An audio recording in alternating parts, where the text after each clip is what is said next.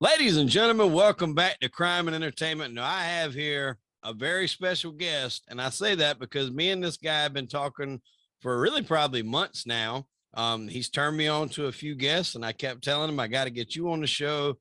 Share your story of the things you've done because he writes a lot of books about stuff that I'm a big reader of. He was even kind enough to send me one a while back, book on Lucky Luciano here.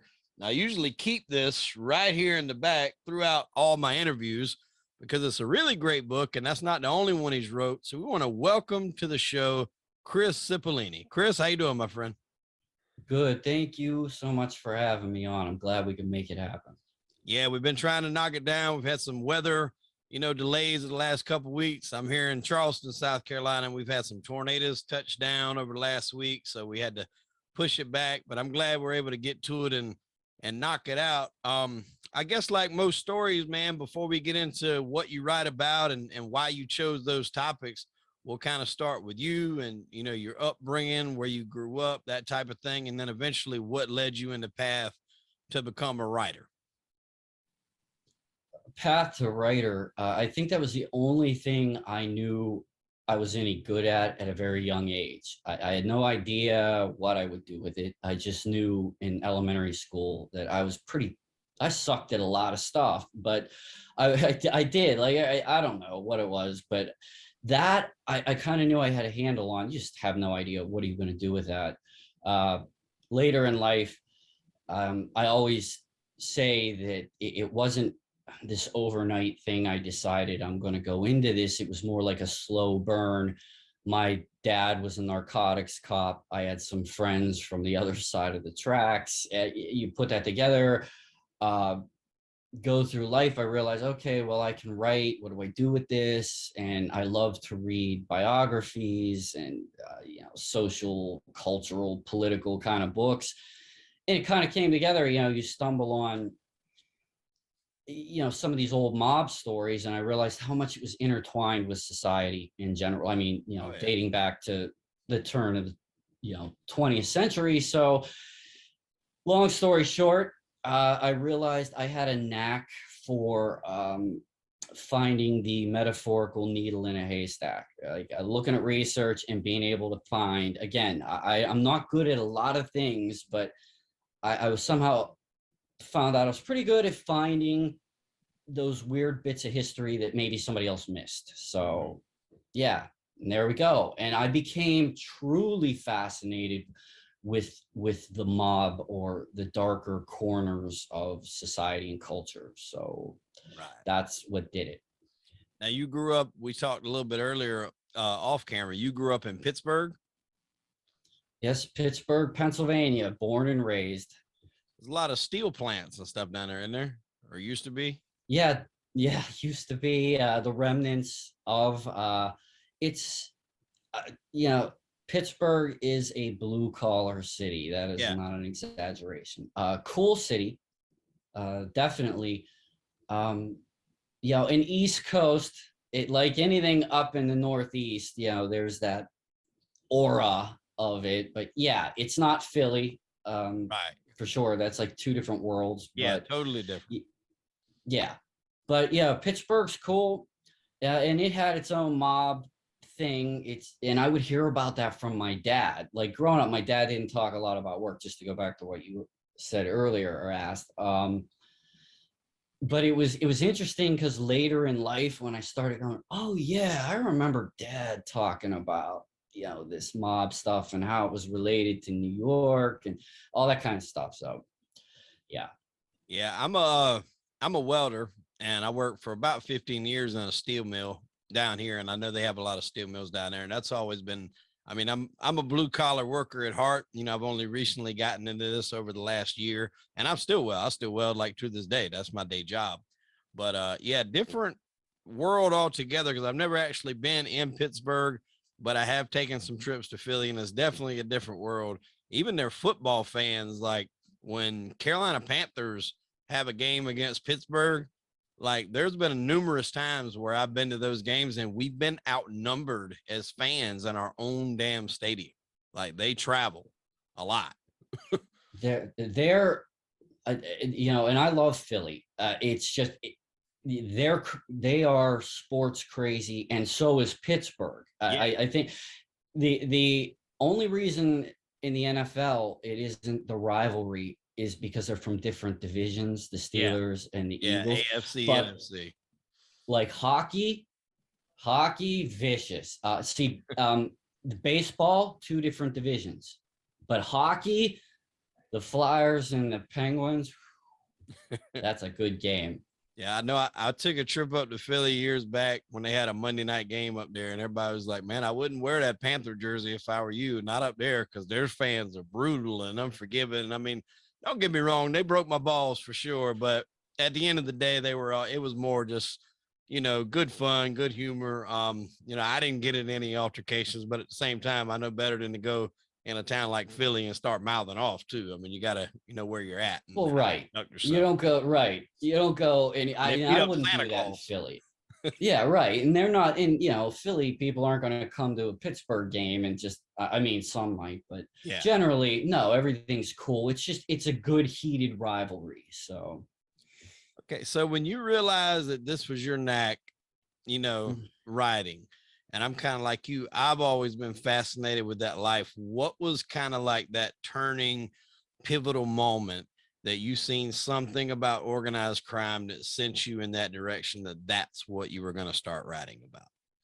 Okay. Unlike my broad journey into it, there was a moment. And I think this moment, I say this in jest now, I think it horrified my parents because it did. That would have been 1989, 1990 era. I dropped out of college, or got kicked out, really, my first time. I ended up going back years later, but yeah, it was nothing. There was no great story behind that. I just screwed up. But anyway, so me and a few of my friends who similar situations happened, we're trying to take some classes at the local community college just so we wouldn't get too far behind, you know. One day we're in the library and they had copies of the New York Times. And there's this guy in this dressed up in the dapper to the T. And we're like, who is this dude? Start reading about it. Boom. John Gotti. I know, whatever people say, good, bad, ugly. I know. I immediately was drawn to that story. Went back to see what he had done in, you know, the mid 80s, because I was still, you know, kind of young then. But anyway, that was to put it in a nutshell, that was the pivotal moment, was John Gotti on the New York Times. You know, the Teflon Don drew me in. Yeah, as far as like actual mob and somebody that was in the mob, we're not talking movies here. Gotti was probably my first two that I seen that I kind of got infatuated with the real life side of things. I think I had seen Goodfellas, might have been the first mob movie I seen. And then just seeing all that and hearing Henry Hill's story. And I know a lot of people would say that, you know, he didn't have as much pull or swag as he did, you know, whatever. It was still a great movie. You know, one of the best mob movies there is.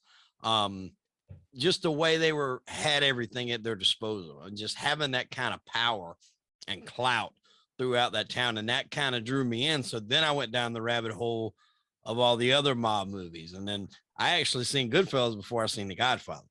So I seen Goodfellas and then Godfather. And then years later, you had Casino and then Donnie Brasco. So I just became enamored with the way that was. And then I started to dive into the actual real people and doing, you know, my own research and just watching documentaries or whatever I could get my hands on, because like you said, it just fascinated me, you know, not the fact that they're killing people, that's irrelevant. And to them, that's part of the job. That's like, you know, me going and knowing that I'm gonna probably cut something, you know, a piece of metal or something. That's part of the job. To them, that was part of the job. It was almost like war. It was casualties of war.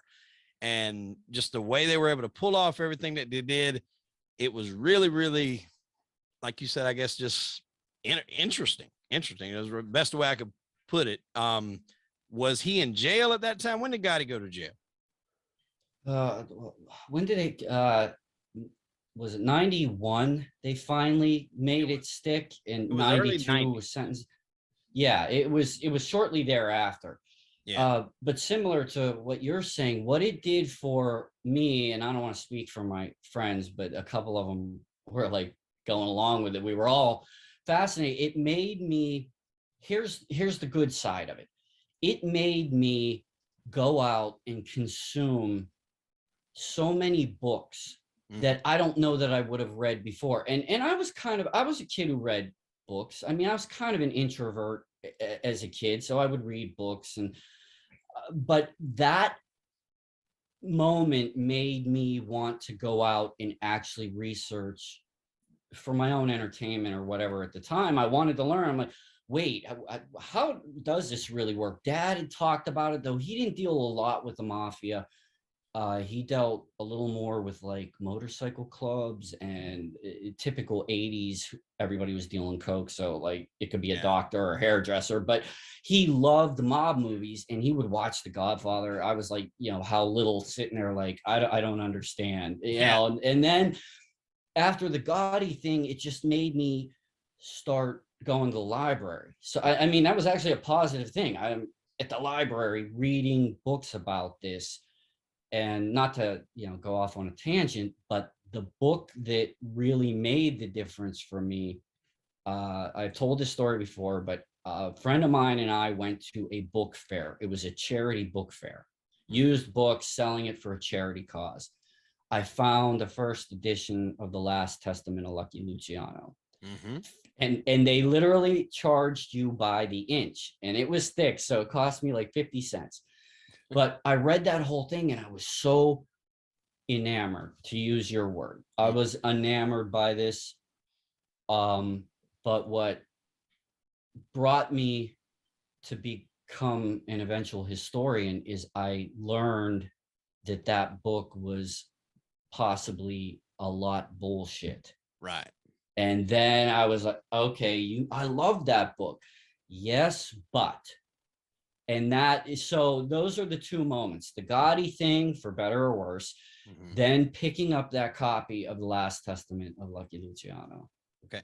Now, but the first book you wrote, what was the first one you wrote? Was that The Diary of the Motor City Hitman?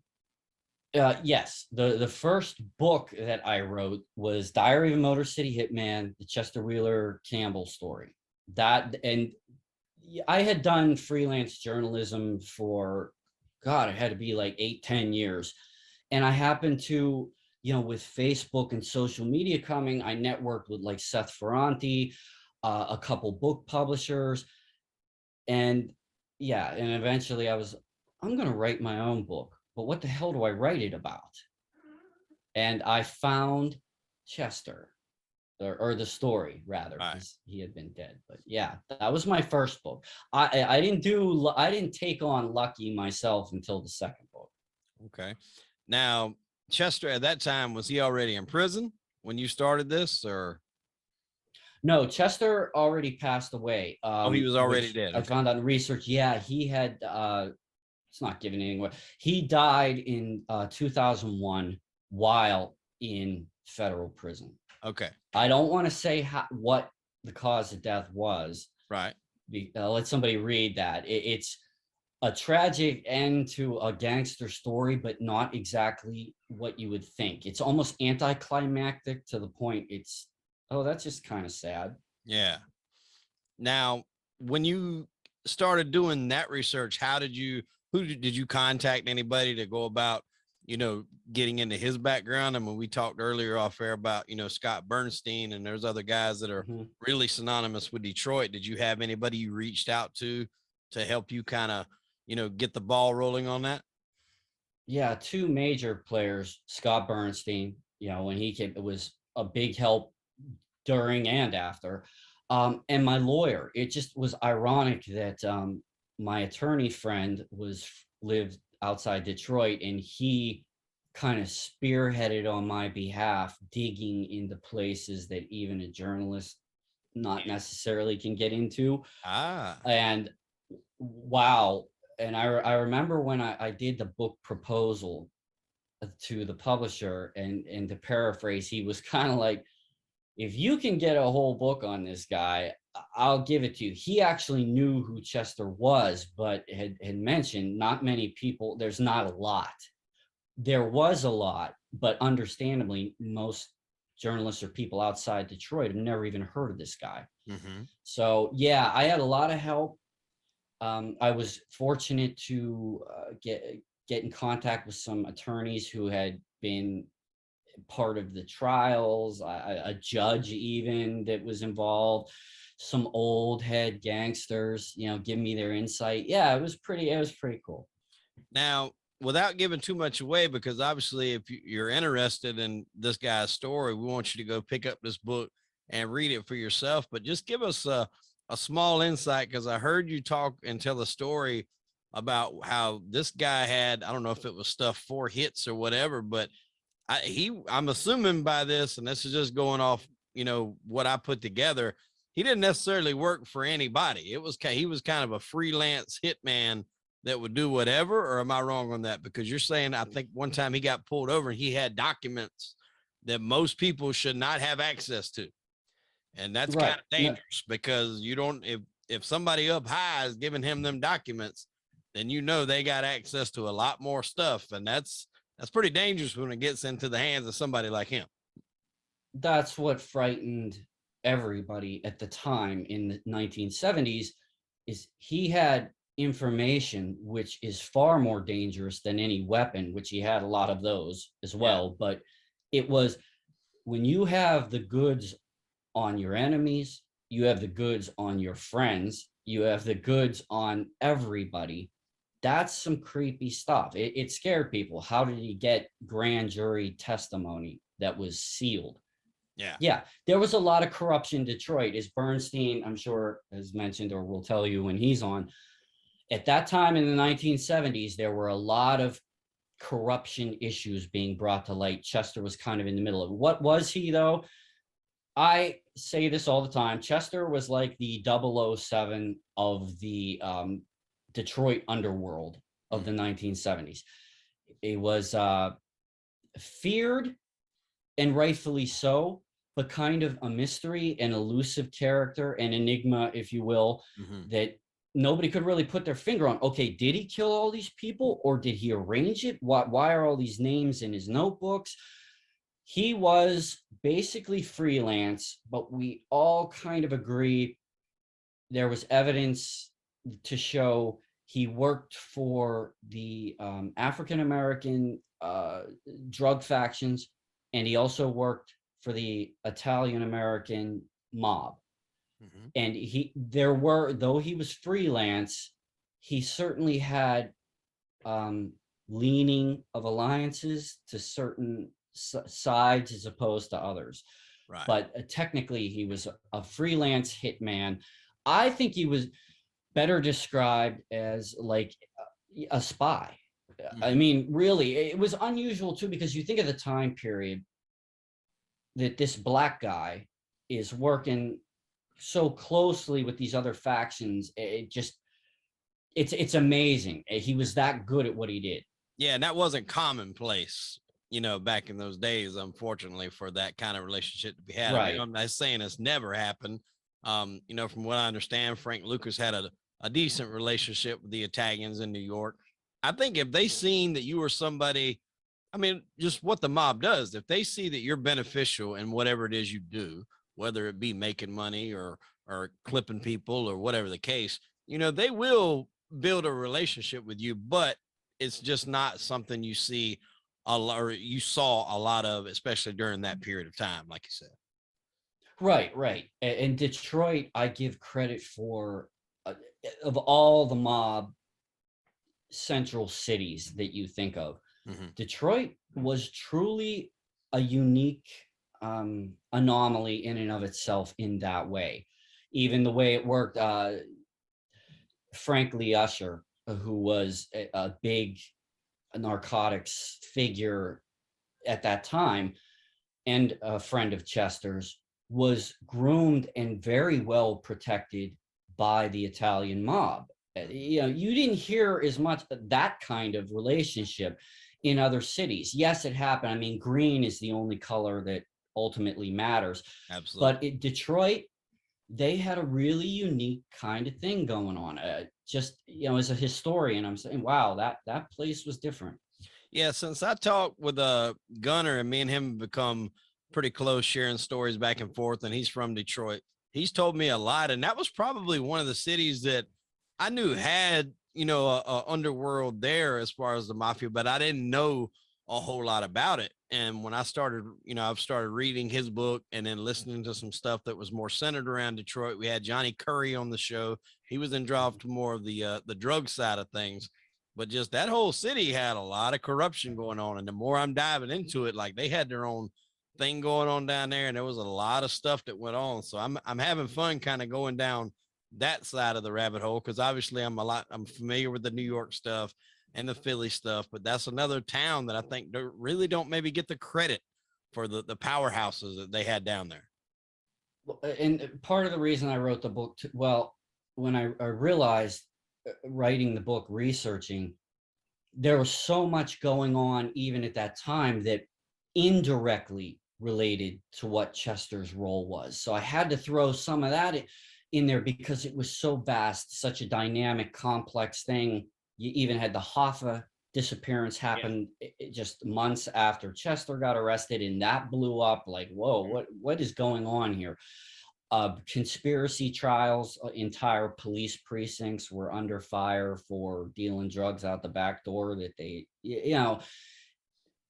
that city, it's an intricate, incredible story. And that's just the 1970s, right? Let alone everything else. Yeah, when Curry was, doing his thing in the 80s there, I mean, hell, he was married to the mayor of Detroit's niece, Coleman Young. And then the guy that was running the Detroit homicide division, who was also the guy in the Beverly Hills Cop movies, Gil Hill. He played Axel's boss in the Beverly Hills Cop movies. He was actually the police homicide detective, like head over homicide in Detroit. And, they had him under suspicion for a lot of things. I don't think either one of them ever got convicted of anything, but they were definitely under suspicion, and they tried to get him. I mean, Curry told us on his interview that they dangled everything they could in front of him to turn over, the mayor, and he wouldn't do it. Polarizing figures and a lot of stuff in that city that sadly, like you said, outside of Detroit, a lot of people don't know because they constantly focus, and for obvious reasons, focus on New York or Atlantic City or Philly, but there's plenty of other things going on. Oh yeah, for sure. So you knock out that one, then, like you said, you bought that diary or manuscript or whatever you said you had there. Did you know that was going to be your second book? Did you know that after, all right, you've done this first one, you kind of got a game plan of how it was? Did you know that was the book you wanted to write for your second book? Yeah, deep down in my subconscious, ever since 1990, 91, when I bought that alleged memoir of Lucky Luciano and found out it was a contentious, debated subject, its authenticity, I always knew I would write a book on Luciano, and then the chance presented itself. Now, is this the book that he was supposedly writing at the time of his death? Yes. Okay. Yes. I always heard that there was a book being written. That's another thing about Lucky. There's tons of stories out there that, some people say are true, some people say are not true. And then, there's so much mystique around them about how he kind of, put everything together. Then before that, the two bigger bosses, what was it, Maranzano or Ferranzano and Maranzano and Masseria. I mean, like how he kind of played those. And then I think you talked in another podcast, and it was portrayed in the movie Mobsters. He got that big scar. I mean, there's so much mystique. How did you know and find out exactly what was fiction and what was actually truth? How did you go about doing that? First, there were other books about Lucky that had come out around that time and more contemporary. So I read a lot of those. Some great writers found interesting things, and I read the arguments from those who basically said the last testament was, made up.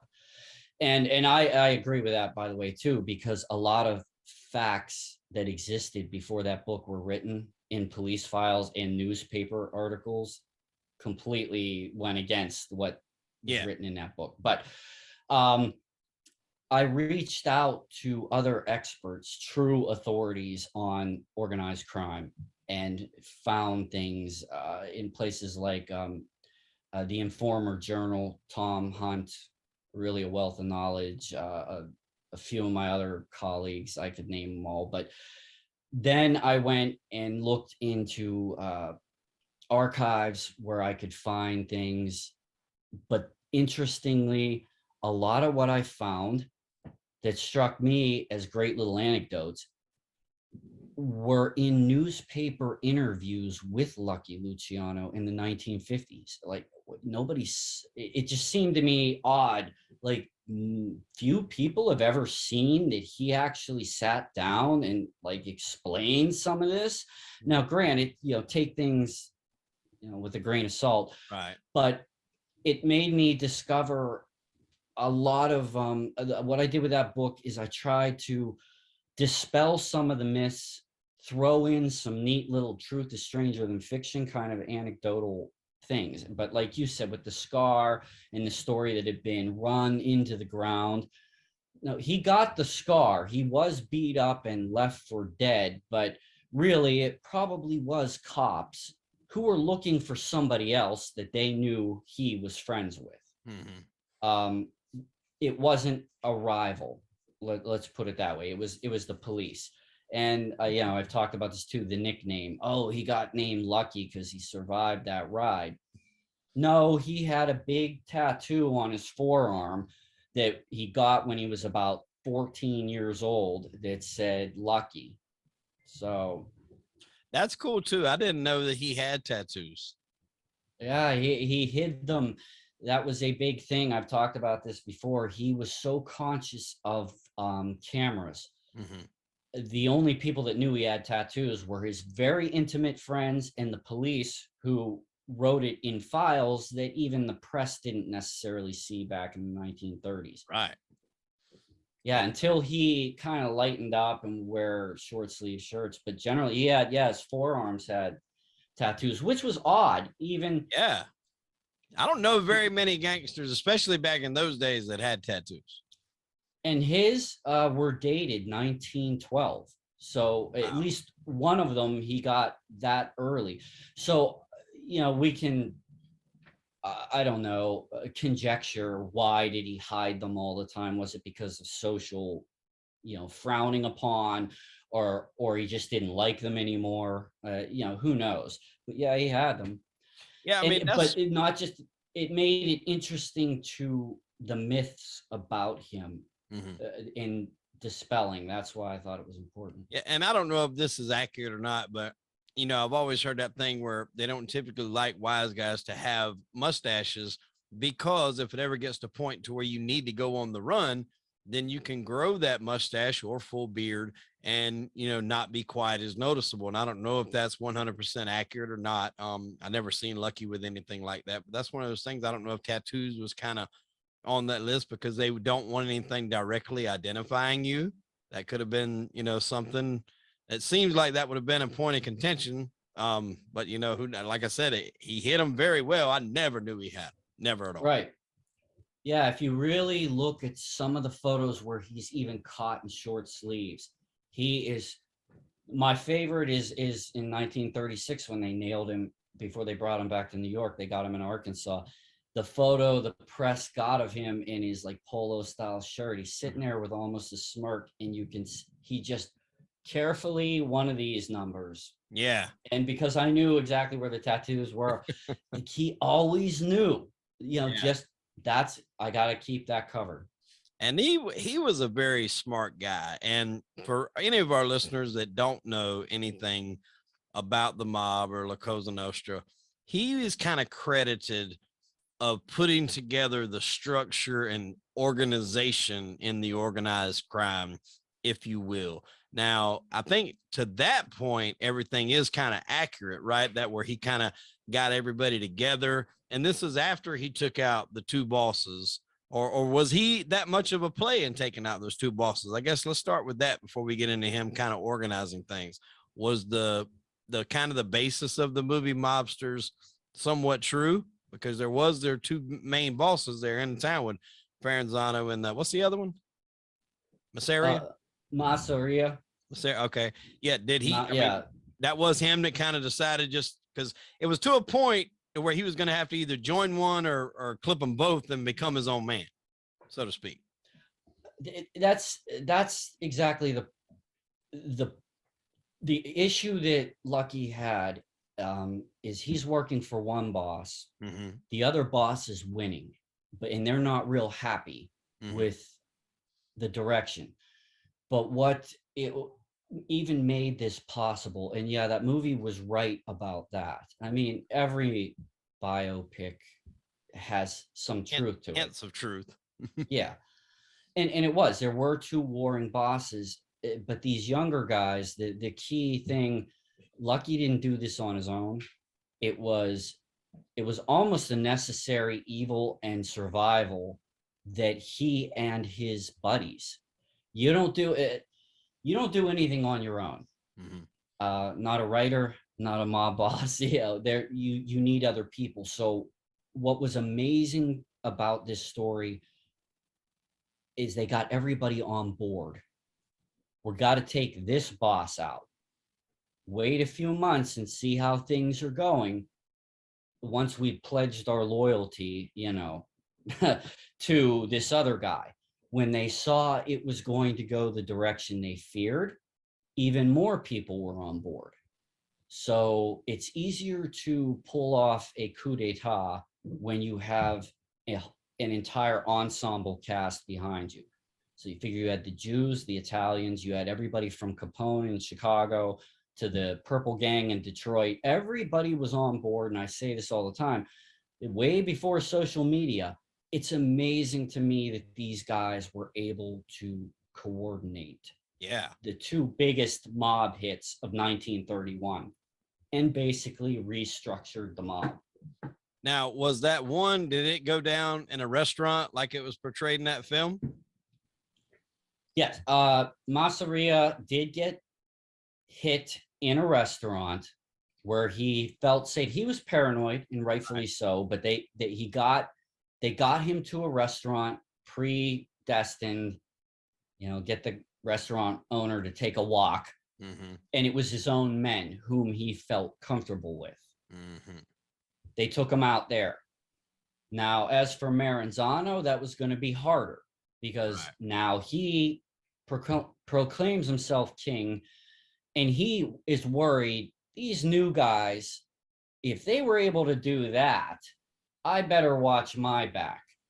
What led to it is Luciano was slipped a piece of paper that had a whole lot of names on it, including his, and he was told, this is the list of people Maranzano wants hit.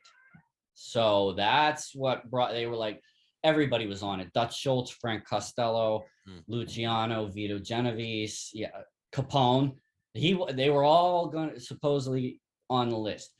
So Luciano had to go and get the Jewish guys to do it. Why? Because Maranzano had no idea who any of them were. There was no way the Italian guys were going to be able to walk into his office and take him out. Right. So that's it in a nutshell. And they posed as IRS agents at the time. That's how they were able to get in there. There's two stories. They came in as police, or they came in as treasury agents. I've also heard they came in as immigration officers. So in any event, between 3 and 5 people came in, Jewish gangsters, and allegedly one was an Italian guy because they needed somebody to point out that's Maranzano. Okay.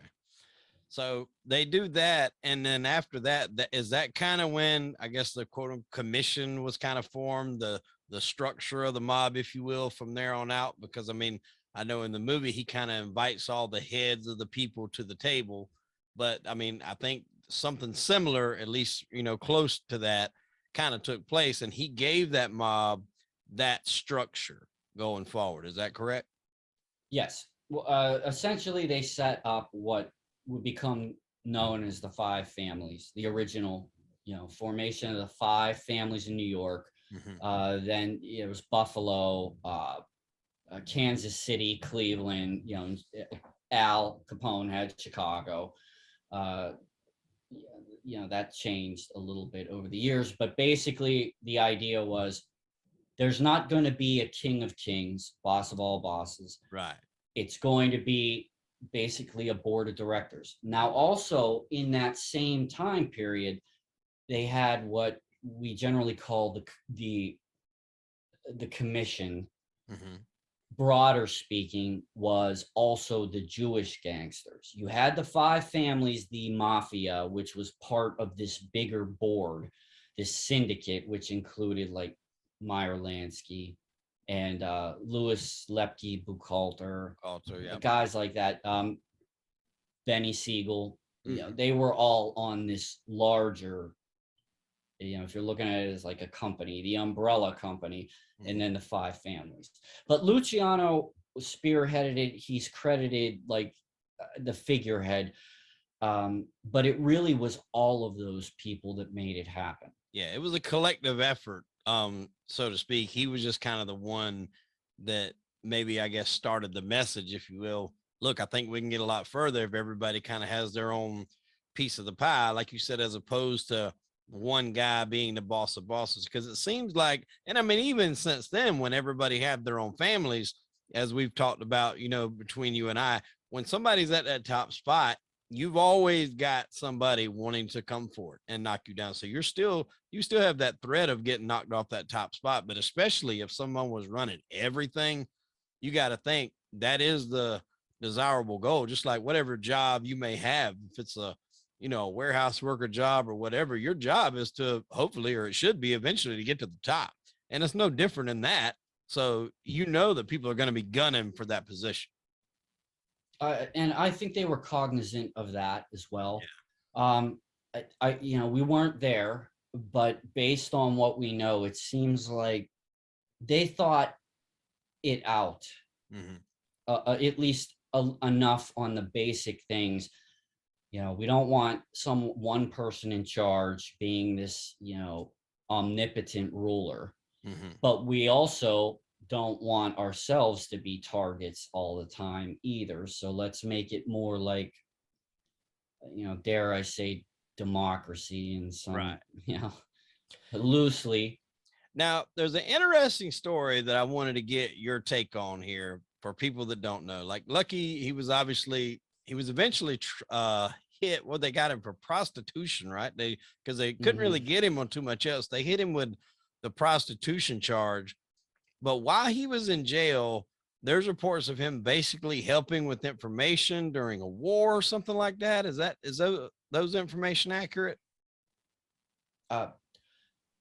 What was sort of an urban legend, like we were talking about, everything has a thread of truth to it. Right. But there was actually more truth to that. Luciano's role in the war, and I've talked to some serious academics about this to get their take on it as well, and I lean towards this. What Lucky actually did to assist in the war effort might not be a whole hell of a lot in reality. If you took the scale and you're like, well, how much did he really do? Not a lot. But he offered to help, and he put the right people in place on the New York docks, and they helped put in place over in Italy before the invasion. So, I mean, there was some help. But how did he get out of jail after this ridiculous prostitution charge that gave him 30 to 50 years? He served 9.5, thereabouts. How did he get out? I think the truth of it is what he later told a reporter in the 1950s. He said, look, you want to know how I got out of jail? I'll tell you how. My lawyers marched into a certain someone's office and threw a big pile of stuff on his desk and said, get Lucky out of prison, or what's in this file goes public. Now, I'm paraphrasing, but this is what he said. Now, when you look at that, okay, so what's more, I don't know, apt to be true? Lucky, sent the mafia in Italy to fight, for the Allies. Well, to an extent they did, but I think it's more realistic to look at it this way. What does the mob do best? So think of surveillance. The public figure, now that's debatable. Some people say it was J. Edgar Hoover. Some think it was Thomas E. Dewey. And for those who don't know, Dewey was the man who prosecuted Luciano. Mm-hmm. And a lot of us agree that he was politically motivated for his own benefit. Right. One of those two, allegedly, purportedly, was who Luciano was saying his people did. And there's other stories that it was Meyer, Lansky, and if anybody could have done it, Lansky and Costello and those guys, they could have got the goods, or let me say the dirt, on whomever. Whatever happened, in 1946, Thomas Dewey, then governor, signed the release, said Luciano's out. It wasn't typical parole. What they did is they said, we're going to let you out of prison, but your ass is never stepping foot in the United States again. Yeah, he was extradited immediately. Right. And Lucky hated that. Yeah. And that was interesting, like you said, give him that huge charge for prostitution. I mean, I don't know what the times, how they were able to pull that off for that many years. But like you said, those guys that he had around him, Meyer, Lansky to me, even though he was because he was Jewish, correct? He wasn't Sicilian, right. I don't think. He was a smart son of a bitch, especially when it come to the money aspect and the things that he done. He had, casinos and stuff set up over there in Cuba. I mean, he was a very smart guy. And then obviously Bugsy, he had a great vision out there that what is, now the Las Vegas that we know. I think that was his vision even back then of what it could be. And then Costello just, had the power that you would not believe, and the stroke, especially in those days. If anybody could pull that off, like you said, getting him out of prison, even though that might have had that little zinger in there that, all right, well, if you're out, you got to go. It's still better than being in prison. Don't get me wrong, especially right. for the time they were giving him. But those guys had a lot of power. And let's talk real quick about Meyer Lansky for a minute. I think he's one of these guys that gets overlooked, but the stroke and the power and the pull that he had to get all that stuff done, especially back in those days. And they said he was a pretty violent guy too, if he needed to be. I know he's looked at more of a numbers guy, but what's your take on Meyer and the impact that he had during that whole time frame? Like a lot of them, maybe even more so, I credit Lansky's vision, not just his vision, but his action. Mm-hmm. Trying to look at it like, okay, I'm kind of in awe of all of this, which is what drew me to become a historian on it. Yeah. But even balancing, okay, take the awe out of it. Wow. These people, Lansky included, were able to reform an organization. Yeah, it's the underworld and it's a criminal organization, but they were visionaries, to quote you. It was almost better than legitimate business. Some of the lessons that were learned from people like Lansky and Costello and Luciano are applied in business classes in colleges, though they may not say that or realize that's even where these lessons came from. So if that says, I know that's kind of vague, but it's like, wow, you can call them bad guys and outlaws, and that's fair. But remember, this is why it matters even today. This was a part of 20th century culture. Mm-hmm. That's Americana, whether you like it or not. It's part of Americana, and political economic. Right. And there's that thing, and I don't know who exactly said it. It may have been Lansky, I can't remember, but as long as there's a need for certain things, and people can supply that need, whether it be booze or women or gambling or money, if they're loan sharking, there's going to be organizations like the mob that can supply that, and they'll profit off of it. And the funny thing is now, and I had this talk with Anthony Ruggiano Jr., who, when he was on the show, a lot of the things the mob did and a lot of the things they profit from are damn near all legal now, except for the drugs, which in some cases or some states, weed is legal. But, they're gambling. A lot of places now it's legal to gamble. I mean, hell, how many DraftKings and FanDuel commercials do you see during an NFL football game now? And I know it's not quite the same, maybe fear factor in it, but a lot of these like cash advance places, they give you money at these exorbitant, crazy interest rates. I mean, it's same thing. Sharking. It's the same principle that they had, back in the day, running numbers. That they did that was what they do, their version of the lotto. Now you can walk into any gas station and buy a lottery ticket. So there's a reason that all these things that they did to make this money were copied and then legalized by our government, because they could see how much money it was generating and they wanted their piece. Exactly. For better or worse, the U.S. or state governments have a lottery that, millions are on that. And as for Vice, I know Seth says it in our documentary too. Pretty much, if there is a vice, it's supply and demand. Somebody's going to want it. There's debate among all of us, like how much foresight the mob had in the 20s and 30s. I lean more towards, I think they knew like prohibition wasn't going to last forever. There was no way they were going to keep alcohol away. Gambling, they might even saw that being legit someday, because a lot of mobsters wanted to get into legitimate enterprises. Look at Vegas. I mean, that's eventually what they did. Yeah. Drugs. Here's where I'm kind of the school of thought that they never thought drugs would really be accepted, so there's always going to be a market for that.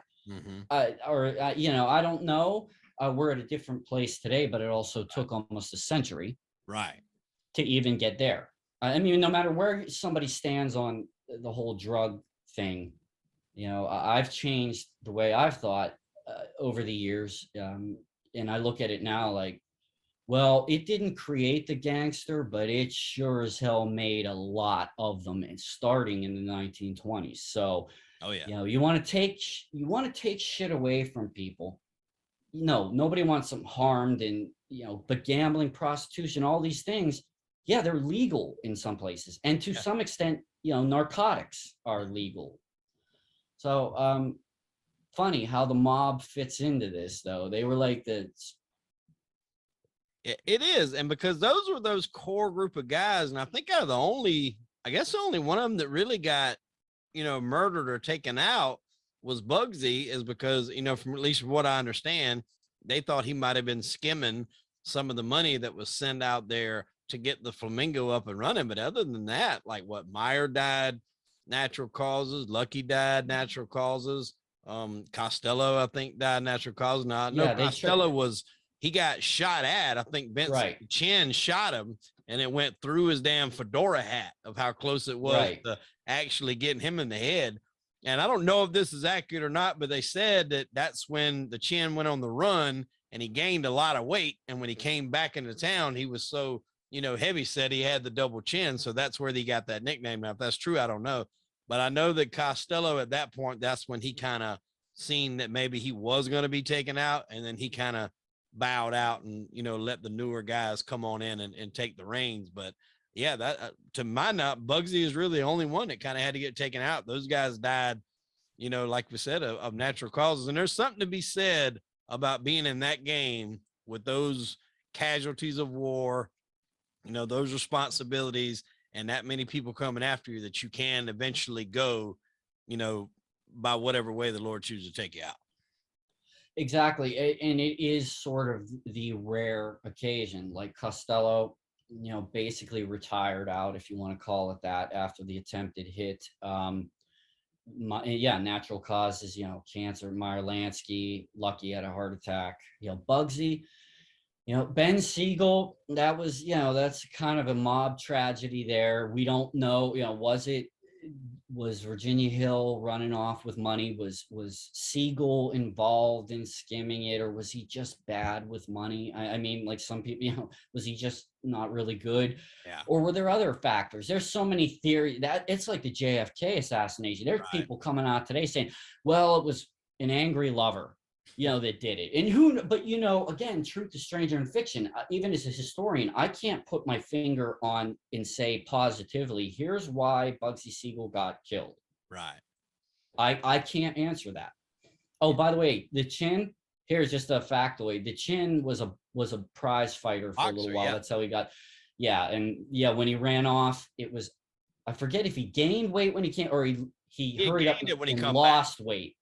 One or the other. He gained or lost weight before he was came skinny back. when he did it, and then when he come back, he was a lot heavier, had a lot more meat on him, and that's where supposedly that was kind of got the double chin. Now I knew that he was a prize fighter back in there, a boxer back in the day, and that had a little something to do with it. But that's another story that you can get into. Right. A whole All by itself of these mob legends and folklore, there's always truth, but that's what makes my job fun. It does. And I love it, is trying to find even that littlest needle in a haystack. Like all these wonderful researchers and writers that came before me, and they give us this wealth of stuff.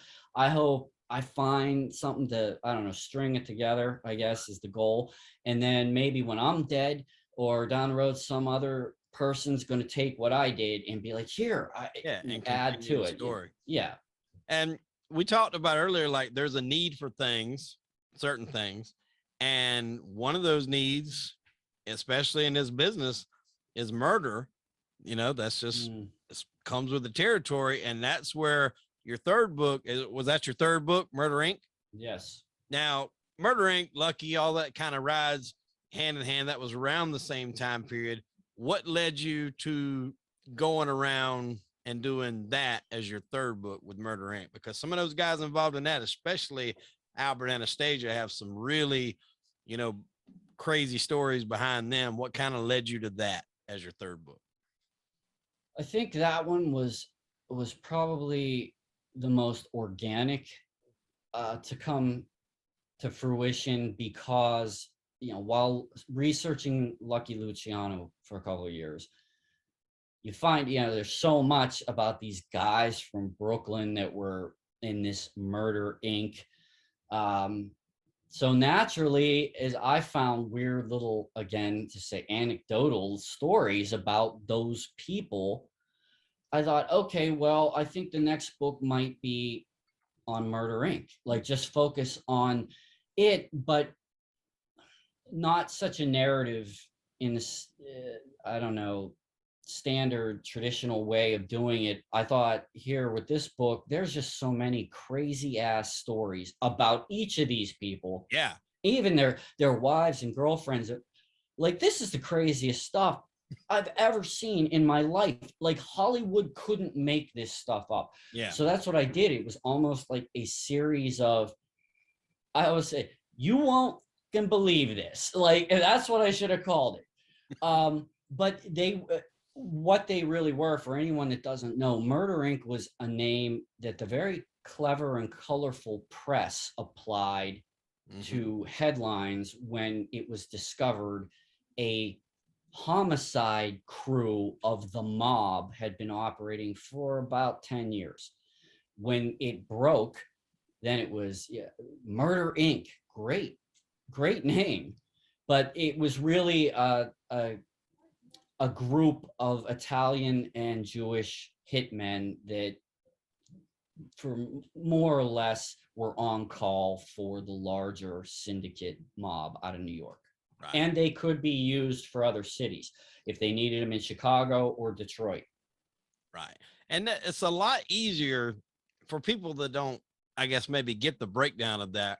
If you want, just say you're in Detroit, right? And you've got a rival that you want taken out, but you don't want to have your name attached to it.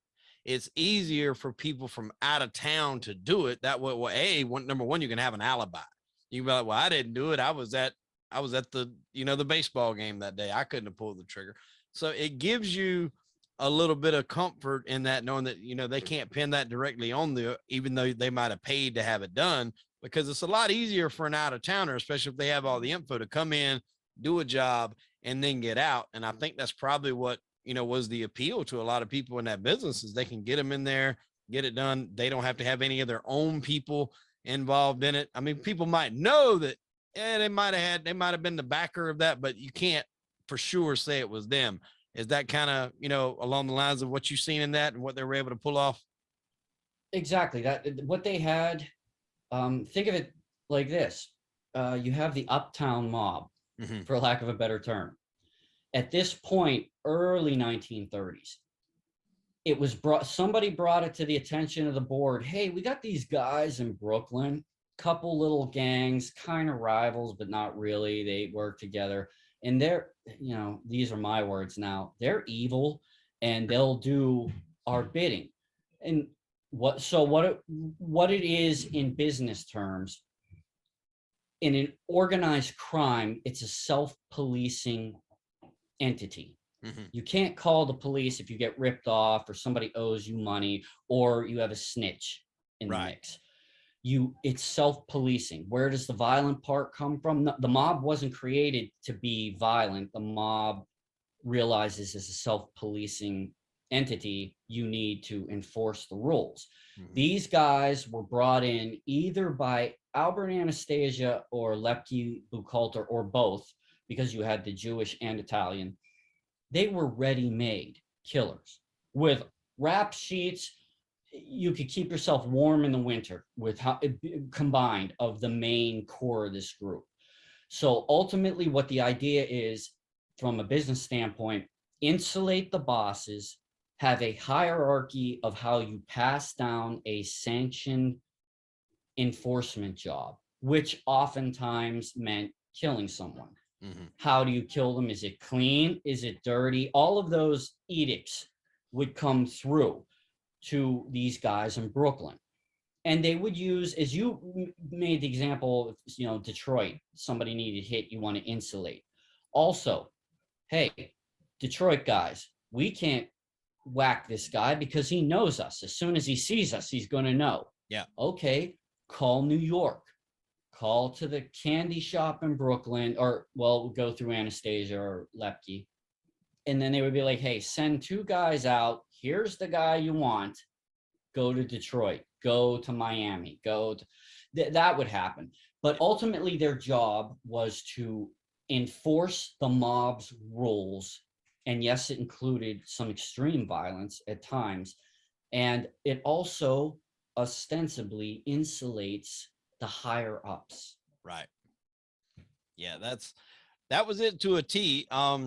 Now, what have you heard? What was probably some of the most violent ways that you knew of or heard of in your research that they took out people? Because it wasn't just as simple as sometimes as just a clear gunshot to the head or a pistol shot to the head and that being it.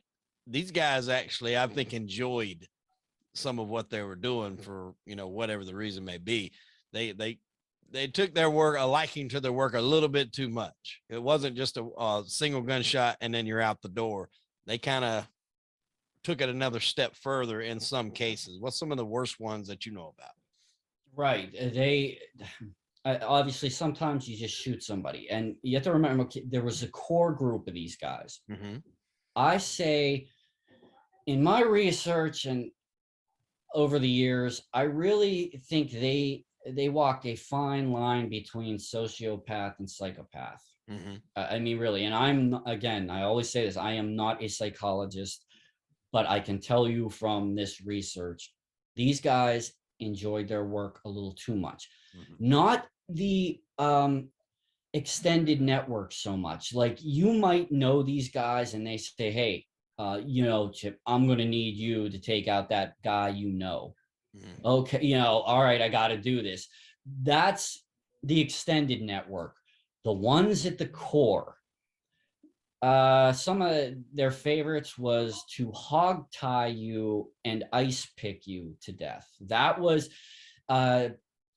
in the early 30s, there were a few bodies popped up like that, and they were calling them bag murders because they would put you in a burlap laundry bag and ice pick you and then throw you out on the street. Then they got more artistic, creative with how 2 or 3 of them could get the victim wrapped so that they would actually be choking themselves and then ice pick them. When I say bordering on psychopath, I remember reading this. I can't take credit for it. It was a newspaper article in the early 40s that said when all it would technically take are a few plunges of an ice pick to a man's heart to kill him, they tacked on 60 to 70 more plunges just because. Mm-hmm. So it shows you they really took it. But the most bizarre, I don't know, I think the story of them killing a guy in Brooklyn, they put the body in the dude's car and then let the girlfriend of one of the killers light the car on fire, and they all kind of celebrated. There was also a story that they lit another body, Puggy Feinstein's body, on fire in a little alley, and allegedly one of the girlfriends lit the match to that, and then they celebrate. So, you know, again, what was true according to the testimony and trials versus urban legend, you know, we kind of have to balance it. But yeah, these guys, they apparently enjoyed it enough. Yeah. Now, Lepke eventually wound up getting the electric chair. Yes. And that at the time, and it may still be the case, I don't know if there was any other sitting bosses. And I know he was, you know, Jewish, but there wasn't any other bosses that got the electric chair, were there? No. To date, the only quote unquote mob boss that's ever been put to death, capital punishment, was Lepke Buchalter. Yes. Yeah. And there was a few other guys that got the chair with him, along with him, right? Right. They, the Murder Inc. trials, they tried to try and execute in groups, is what they did. So they, Lepke was part of a 3-man group. He went with Louis Capone and Emmanuel Mendy Weiss were his co-defendants. And yeah, they all executed all 3. And they were, I believe, yeah, they were the last 3 of all the Murder Inc. trials to go to the electric chair. Total of 7 guys from the Murder Inc. Couple narrowly escaped getting the death penalty because they had killed in so many places. There were, in 1940 through 44, there were 3 different counties in New York were trying different, like trying to figure out which one of these guys do we try for this murder, because we know all of them were here. Yeah, it was confusing. You know, I'll give benefit of the doubt to the prosecution, but I'll also criticize them because that was the fastest moving. Let's put them on the electric chair and move on. To me, that wasn't justice. Yeah, they were bad guys and sick. It was just, you know, like today we'd be horrified. Oh yeah, you took 3 people. Just that would never happen. Correct. And I mean, like you said, well, Albert Anastasia wound up meeting a different fate later on. He got taken out in the barbershop. From what I understand, I think Carlo Gambino at the time was a little bit more behind that hit. But those guys, you know, they had to go to the electric chair. And I think more along the lines of what you said was maybe it was trying to send a message to get it to stop, because I'm like you, that now that day and time, that would never happen. And like you said, they kill so many different people, so many different ways. It was really hard to do that, because when you do anything over a 10-year period, even if you're not even involved in that, I know a lot of guys that never worked at the same job more than 3 or 4 years, and they're burnt out and they find something else. 10 years of killing people. That's a lot. That's a lot of bodies. And obviously, if it didn't come to a head until after that, they were good at what they were doing. And obviously, you know, back then there weren't DNA evidence and stuff like that, like it is today. But still, they knew what they were doing. They knew how to make you and the problem and whatever the case was disappear. But at the same time, they were able to make points. And a lot of what, you know, those killings, a lot of those were to make points that, you know, this type of behavior or, you know, actions was not going to be put up with. Yeah, exactly. So after that, are you working on the El Negro book, or is that coming out? What's the deal with that? Because I know that's when you kind of got in the works. Yeah, I tease every once in a while about Mm-hmm. this. So for those don't know, California's Central Valley killer Jose Martinez, aka El Mano Negra, uh, he and I have been in a conversation for about 4 years now.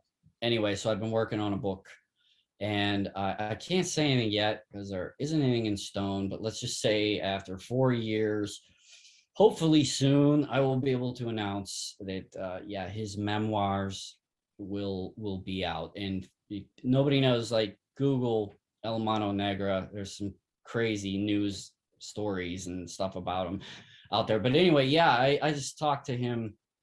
Just got a letter from him actually last week, checking in. But yeah, I can't say a whole lot, and Mm-hmm. plus I don't want to jinx anything. But yeah, it's in the works to have the book that I've been working on with him, basically based on his handwritten memoirs of his whole life as a cartel hitman. Now, were you, and I don't know if you can speak on this yet, or if you can, that's okay. But I know on your Facebook, I thought is it America's Most Evil or American Gangster that this got a show on him coming out? I seen you were filming something with that. Oh yeah. Um, I tentatively the date is May 31st, but the new season of Gangsters America's Most Evil just premiered for anyone that ever watches on Reels. Oh yeah. One of the episodes of this new season is actually on Chester Wheeler Campbell from my first book. They last year I went to LA and filmed for a day. They were doing an entire episode on Chester, and I can say it because I actually saw it listed on Google, the date. It's tentatively May 31st. But Chester Wheeler Campbell should be really cool because it's the first time there's ever been any kind of documentary done on it, and it was fun filming for that one. I'm curious to see what all they got on Yeah, that. that's probably neat because when you're brought in, or you kind of been brought in to, say your parts. Obviously, you wrote the book on them. Obviously, they want to hear Right. what you have to say, but you, like, everybody else, don't know what they're doing with the rest of it. So you're kind of waiting, like everybody else, to see how they put it together. Is that accurate? It's just, yeah, it's going to be just as exciting for me. I mean, yes, I went on filmed, and I had a lot of assets like photos and documents. So I, helped out with that, but, and put them in touch with like Bernstein, a couple other people, but they also managed to get some family members Oh wow. that I didn't even know. So for me, this is going to be, oh, this will be good. Yeah. Now, you mentioned Bernstein and Seth, we talked about earlier. You guys have a project that's almost to completion here, and I'm really excited about it. The trailer looks amazing. It's called Dope. Thanks, man. With what you can let us know without giving away too much, kind of give us a brief synopsis before we wrap up of, what it is, how you guys kind of came together to put this together, and when tentatively we can expect that to hit.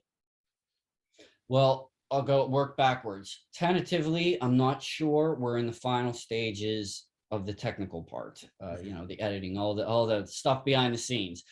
It's essentially a standalone, but probably the first of a few documentaries telling as best we can the real story of how this so-called war on drugs really started.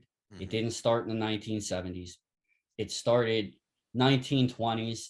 It really started before that, but the main players were a lot of names that became, I always say, future mob stars.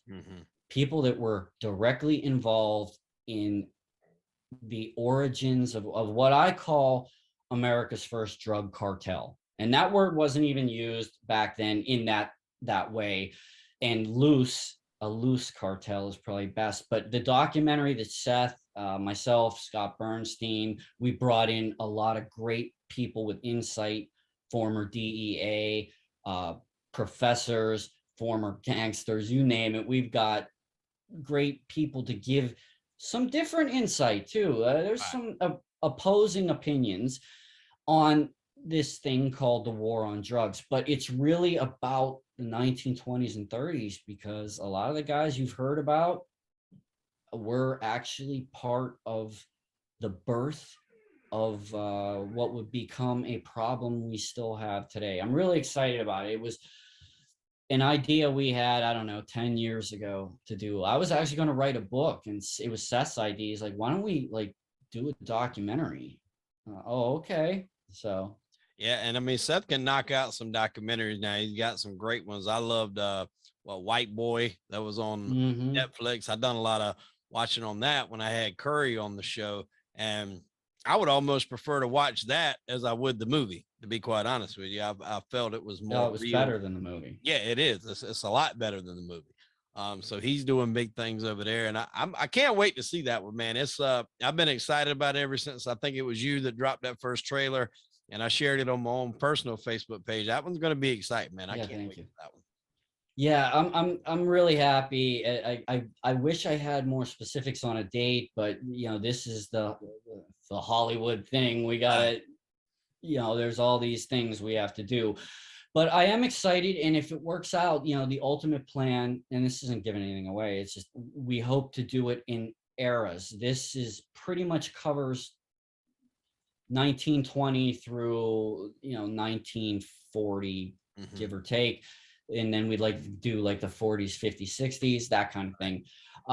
For it, yeah, anyone wants to see the trailer, it's like a 2-minute long trailer. You know, go to Crime and Entertainment's page, or go on my Instagram, my Facebook page. I have a Gangland Legend. I know I gotta plug it so people know where to go. Oh no, I was actually going to say, tell the people where they can go follow you on Instagram and, you know, all your sites for sure. Go ahead and tell them that. Gangland Legend, one word. I have a website, and I have to keep apologizing for this.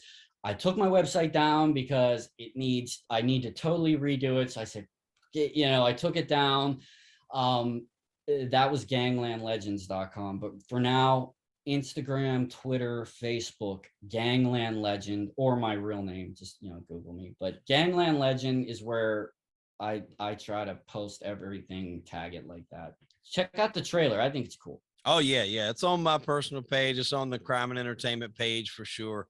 When I first heard about you and kind of dove into your work, Tiara Patrick was the one that sent me there. She's like, you need to interview my friend Chris. And we touched base, and you sent me one of your books, which is much appreciated. And it's a great book for anybody that's into anything of this genre that we've talked about, be it, you know, if you're from Detroit, obviously, you know, the Motor City Hitman story would be up your alley. If you follow the New York stuff, the Luciano book is great. The next one I want to knock out is the Murder Inc. And then, I mean, you've got that niche and that sort of subject matter that just rings true to me. And so it's obviously, you know, going to be something that I'm going to be looking forward to anything you guys do together or separate, because you all kind of have that niche that I'm a big fan of. I'll close out the show with this. Like I said earlier, the first movie that I watched was Goodfellas, that kind of, you know, solidified the way the mob worked to me. And I probably have to say, even there is that, and Casino is probably my favorite. The Godfather is its own deal, and I know that's kind of more the basis of how it was from back in the day, but I kind of like the little bit more modern films like Casino and Goodfellas. What would be like your top mob movie? You know, for a long time, I've said actually Once Upon a Time in America was my favorite fictionalized. I don't know, like that epic Sergio Leone thing. I love it. For anyone who hasn't seen it, it's like a sleeper hit, underrated. That's definitely down. It was hard to track that down on DVD when DVD started becoming a thing. It was forever before they finally gave that thing a good release. Yeah, exactly. It's a good one. Yeah, one of the probably my second favorite, believe it or not, is the HBO's Gotti with Armando Santi. I mean, he fucking nailed Gotti. Yeah, a lot of people would agree. Yeah, that was good. And there is a lot of really good stuff out there. The only thing, I think as a historian, I take issue just because I'm a historian with the biopics that create too much. I understand Hollywood too. It's just, you don't even need to, like create so much creative license. Like I even love the cinema of Bugsy back in whatever. Now, I mean, I thought it was a great, entertaining movie, but I'm like, did they really have to make up? They could have done it, like told the truth. Yeah. That part, there was a funny line in there when he goes and he's like, I guess that's Vegas or California, wherever he's at. And he pulls up to the house that he just likes and he's just going to fucking buy it. And he goes up to the guy's door. He knocks on the door. He's like, I'm, here to see the owner of the house. And he looks at him. He says, are you expected? And he said, not unless he's psychic. I mean, I thought Warren Beatty just played the hell out of that role. Now and if that was written in, that's where I give the writers in the Hollywood, that's creative license. Perfect. Just don't change how he kills this guy when really you could show, because it was crazy enough. Like, just don't make up a whole different scenario. But that's a topic for another day. But I do love watching all of them. I watch them a certain way though. Right. Yeah, as a historian, you probably do have to look at things with a different setup. Or don't have to, but you probably just do. Yeah. Just off general principle, look at them in a different certain way. You're still a fan, but at the same time, you can go, well, kind of like the Mobsters movie. They had to put that spin that the guy had killed, like Charlie's father or something like that at the beginning. You didn't have to have that in there. He could have wanted to kill him because he wanted to ultimately do what he did and take over and structure everything and put it in place the way he did. You didn't necessarily have to have that in there. That's that dramatization that Hollywood puts on there that maybe don't really need to be on. That movie could have been just as good with that storyline not even in there. I agree. And hey, back when I saw it too, I was like, oh, this movie's great. And then, I'm like, oh man, was that bullshit? What? Yeah. But yeah, I mean, I still enjoy it. I'm not like a Nazi about it. I don't sit there and, oh, this is but for my own, it's fun to tell somebody who's sitting next to you, hey, no, you know what really happened? This crazy story, that kind of thing. Well, I think Lucky definitely needs his own movie. They did one on Lansky last year with Harvey Keitel, and it wasn't horrible. But I think Lucky's probably the next one. Him or Greg Scarpa, I think, are the next movie. I agree. The Lucky one, I know that one's close to my heart too. Man, if they do it, they better do it right, or I better be involved. So that's where I'll get cocky. I'll be like, my phone better be blowing up. I've heard there's already been stuff for the last 10 years. I haven't seen anything materialize, so I'm not too worried yet. But okay, I'm gonna put you on the hot seat really quick. If you were to get a call about doing something with that, who would you cast right now of the it guys of Hollywood? Who would be your pick to play Lucky?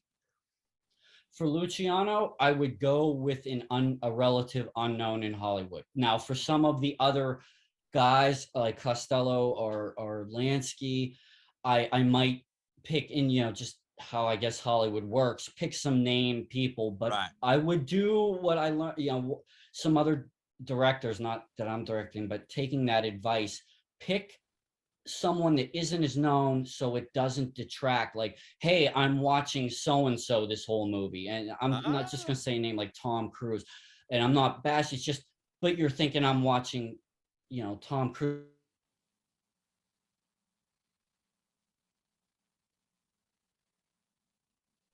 That can pull it off. Right. Yeah. If I had to pick a well-known actor, I think it did go out for just a second, but it came back. If I had to pick a well-known actor, I'd probably go with Tom Hardy. I think he could probably pull that off pretty good. Oh, he could probably. I'm with you on that one. Yeah. He could. What was the one where he did with the Krays? I can't remember the name of it, where he played the Kray brothers. Yeah, the Krays. He played both of them. I mean, Legend, I think it was, maybe. Yeah, that's it. And that was a great movie. Oh yeah, really good. Well, man, I can't thank you enough for stopping by the show. I've been wanting to get this one done for quite a while. You're welcome back anytime you want to come back. you know, I'm just glad you could come by and share a little bit about what you do. We're going to put some links to your books from the Amazon. Is Amazon a good place to go to find a lot of your books? Yep. Until Yeah. when I get my site back, I'll have like signed copies. But for now, yeah, Amazon, Well, everything's there. we'll definitely put that in the show notes on the YouTube. And when we put on Facebook and Instagram, we'll go ahead and put some links up for there. If you guys want to go and click and pick up some of his work, and be on the lookout, man, for that dope, man. I'm telling you, I've got high hopes for this one. I think it's going to be great. And obviously, you know, when you get the other book knocked out with El Negra, I'm really looking forward to that one too, because that has got I didn't even really want to get into that because I thought we might save that for a later date. Because Yeah, that's enough for a whole episode itself. Yeah, yeah, and yeah. Next time, believe me, we'll have a lot to talk about. But I really appreciate you having me on. Yeah, thank you everybody for watching. Yeah, absolutely, man. We had a blast. I hope all you guys enjoyed it, folks. That was Chris Cipollini. I am Hollywood Wade, and unfortunately, we are out of time. Tune in next week for an all new episode of Crime and Entertainment. Chris, we appreciate it, my friend.